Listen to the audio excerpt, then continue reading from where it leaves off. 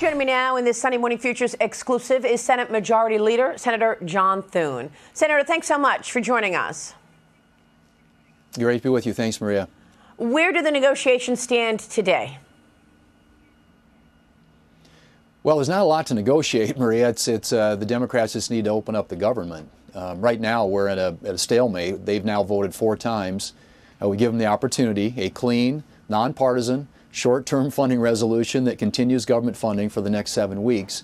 And on 4 occasions now, they voted against it. So they'll get another chance on Monday to vote again, and I'm hoping that some of them have a change of heart. What's happening here is the Democrats are trying to hijack a short-term, nonpartisan, continuing resolution to fund the government merely for 7 weeks to give us an opportunity to get the appropriations process done, to try and get $1.5 trillion of new spending, make health care in this country, free health care available to non-citizens in this country, and guts a $50 billion rural hospital health fund that's designed to support rural hospitals. So that's what they've got on the table. That's their proposal. It's a non-starter. It's not serious. It's not reasonable. It's not realistic. Everybody knows that. The Democrats need to come to that realization and understand their option in front of them here is to open up the government, and then we can talk about all these other things they want to have a conversation about.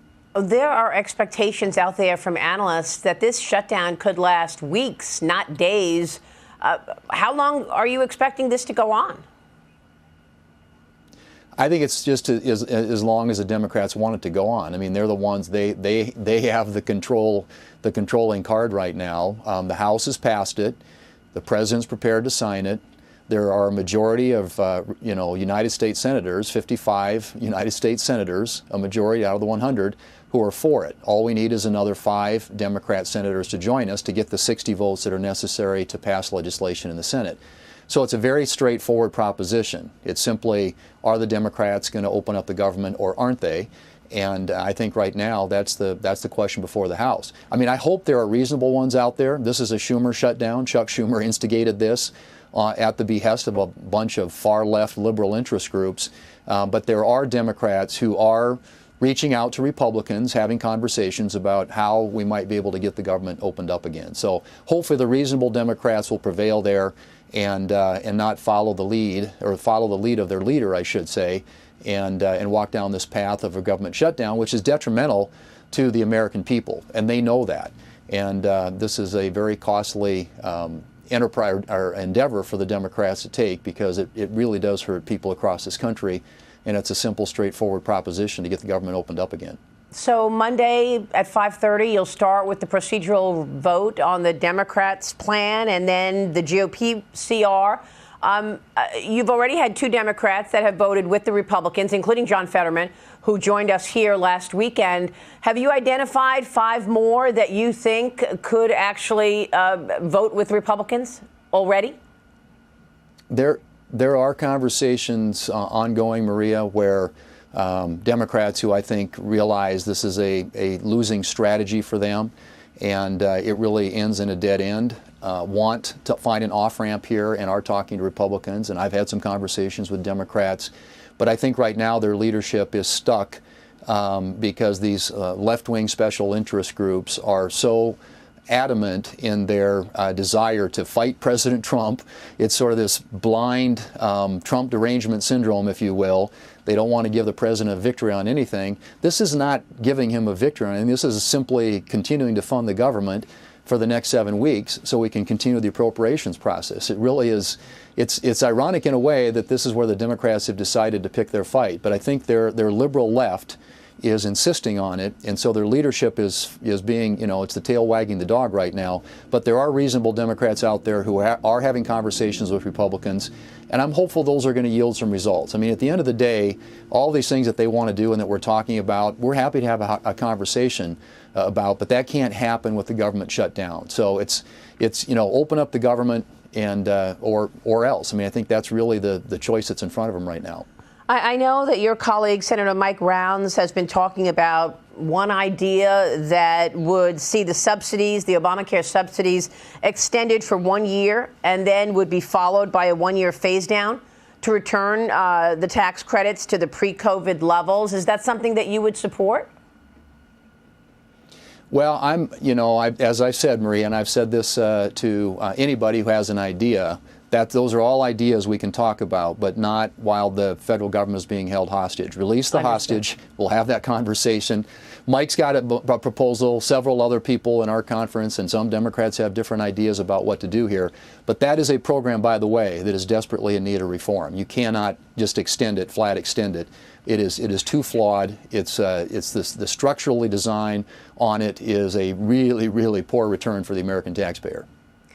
Senator, when does this become a national security issue? I mean, with government closed, do you worry that this extends into serious worry for national security at some point? Sure. I mean, obviously, you want your troops to get paid. You get troops that are not worrying. These are important. This is the safety of the American people. You're talking about Border Patrol agents not getting paid, TSA agents not getting paid. You've got programs like, support food assistance for women and children that's being affected by this. At some point, this is going to start having real consequences. And so the administration is having to make decisions right now about how to move money around, which agencies and departments to prioritize in all this. And those are also decisions that are going to be costly to the American people and to a lot of the constituents of Democrats out there who continually vote to keep the government shut down. Right now, it's a very straightforward, as I said, proposition. The bill is sitting at the desk in the Senate. All we have to do is get 5 more Democrats to vote yes, the government opens up, and then we can start talking about all these other things they want to have conversations about. And, this is a Schumer shutdown. He's under political pressure at home. We all know that. Everybody knows that. And but his rank and file members shouldn't follow his lead on this. This is where you need to separate from your leader and actually do the right thing for your constituents and for your country. The Wall Street Journal writes it today about a breakdown in trust. Has Chuck Schumer lost the trust of colleagues? I can't speak for their side. I don't understand their side, and I certainly don't understand this strategy. I've never seen something that seems like such a losing proposition, a losing hand, where you take hostage something you actually like, which is the federal government. This is what the Democrats have done. And but I think that they're having some very robust conversations on their side. I just hope there are enough reasonable Democrats out there who see this for what it is and realize that the only way to get back on track here is to vote to reopen the government, and then we can go to work on all these issues that they want to talk about. Like I said, it's not complicated, and they have to make that decision. It's up to them. So you think that leadership just wants to fight Trump, just wants to do whatever President Trump wants to do, they want to do the opposite. That was sort of the pushback with getting his nominees across the finish line. You actually had to change the rules. Where are we on the nominees right now? Well, there's a batch of them that are moving through. We did have to change the rules because, again, they dug in and fought on all of them and decided that they were going to filibuster every one of his nominees, even though every administration prior had the majority of their noms put through by unanimous consent or voice vote, which is a way of expediting their consideration on the floor.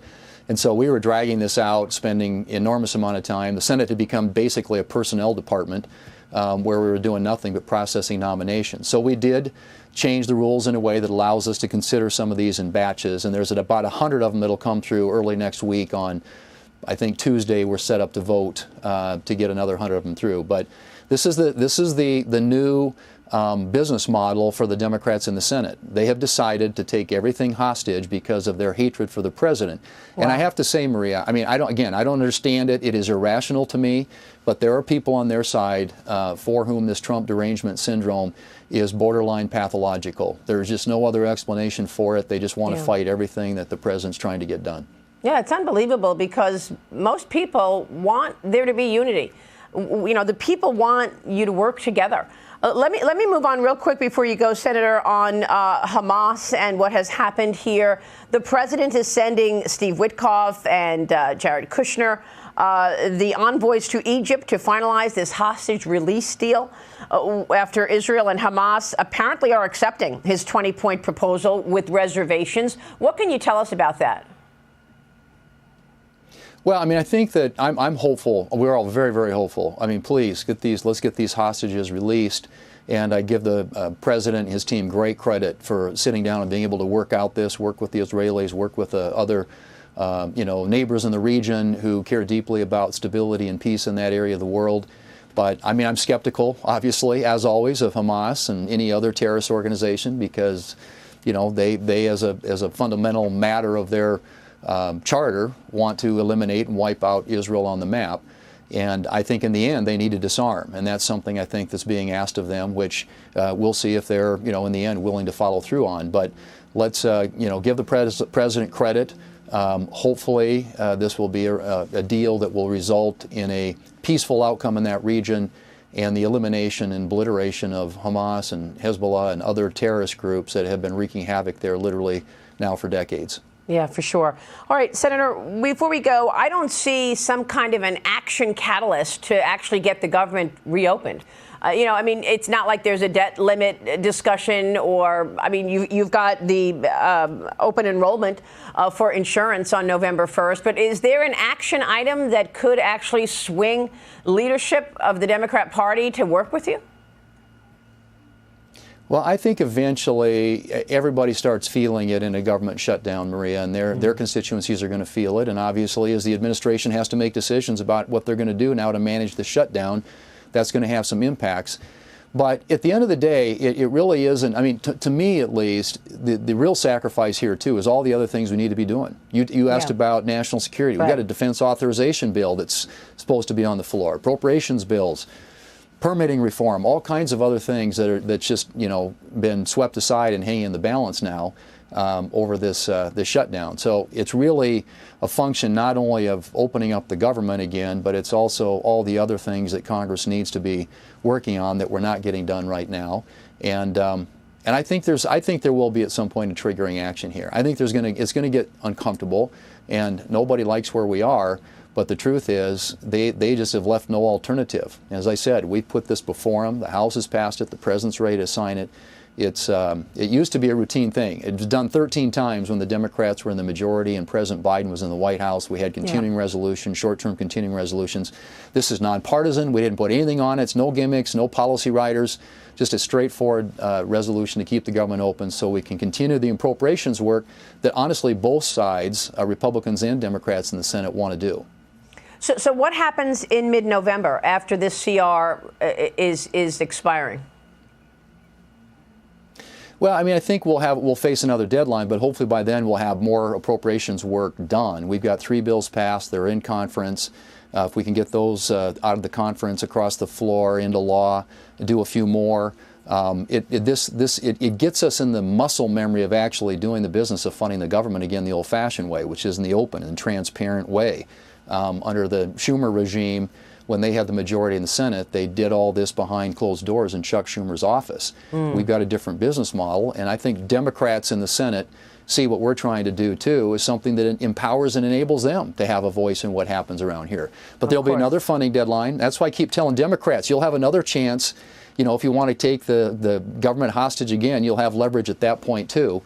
And I think, like I said, there are conversations happening on both sides right now on the issue of the enhanced subsidies. You can't do something about that without reforming the program because the program it's flawed, it's broken, and it's subsidies to insurance companies who are gaming it in a way that enables them to make a lot of money by enrolling people who don't even know they have coverage. So there are changes we'll have to make in it, but there are some who want to see some program like that continue, and you can't have that conversation until you get the government open.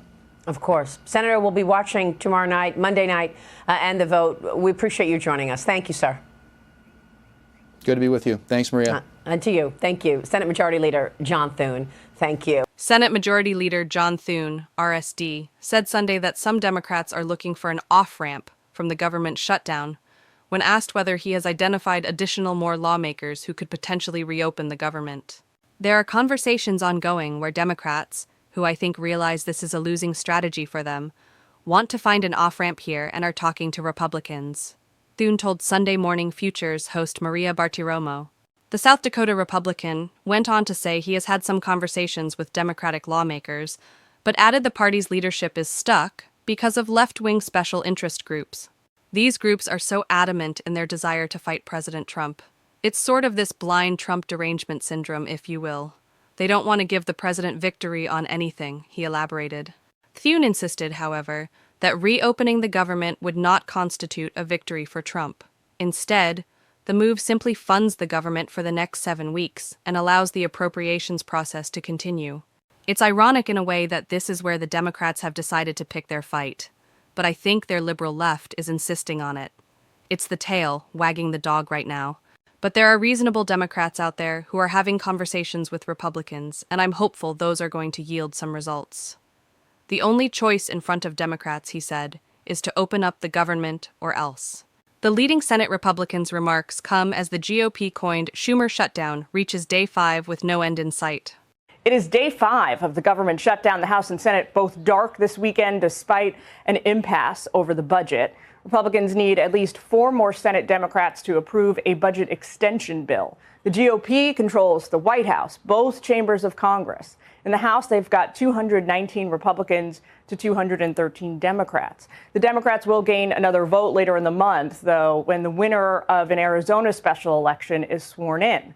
Over in the Senate, it's 53 Republicans to 45 Democrats, plus 2 independents who caucus with the Dems. The Senate needs 60 votes to pass the budget extension. That gives Democrats negotiating power, and they are definitely trying to use it. Let's go to Capitol Hill, where senior congressional correspondent Chad Pergram is. Good morning, Chad. Jillian, good morning. It's about the math, and there may not be a combination of votes to reopen the government anytime soon.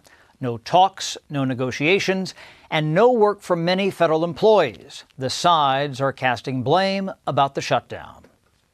This is literally about Chuck Schumer and Democrats in the Senate trying to appease their radical left-wing base to pick a fight with Donald Trump. Republicans say the left and Alexandria Ocasio-Cortez dragged Schumer and Democrats into the shutdown. They needed to show their base they were fighting against President Trump. Now the administration is threatening to fire workers. Well, the Democrats want to shut it down, so when you shut it down, you have to do layoffs. Republicans say canceling projects and programs important to Democrats is only appropriate. You know, all's fair in love and war. And I think that there's a price to pay for the Democrats shutting this down. They've shut it down because of a political reason. That Chuck Schumer is kowtowing to his far left Marxist base. And so these will be part of the consequences. 3 senators who caucus with the Democrats have voted in favor of the GOP plan to fund the government. Among them, independent Angus King of Maine. But King believes retribution by the administration against Democratic priorities could backfire on the GOP. I voted yes because I am very uncomfortable with the power that this gives to the executive, to Russell Vogt. The last thing I want to do is hand more power to Russell Vogt, Stephen Miller, and Donald Trump. Now, the Senate takes 2 more test votes tomorrow night, but nothing's changed. And House Speaker Mike Johnson says he will keep the House out until Democrats vote for the funding plan that passed the House. Jillian? Fox News senior congressional correspondent Chad Pergram reported Sunday that no talks and no negotiations have moved the needle thus far. The Senate is slated to vote on government funding again on Monday.